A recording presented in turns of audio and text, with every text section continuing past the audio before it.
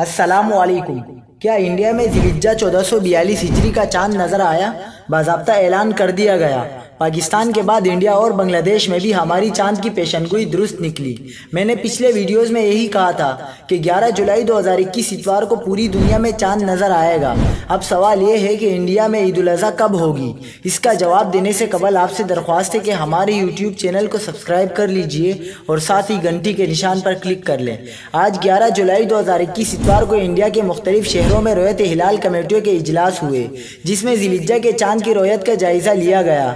आप अपनी स्क्रीन पर इंडिया की रोयत हिलाल कमेटियों के जारी करदा एलामिया के स्क्रीनशॉट देख सकते हैं। इंडिया के मुख्तलिफ शहरों में आज इतवार को चांद नजर आने की बड़ी तादाद में शहादतें मौसूल हुई।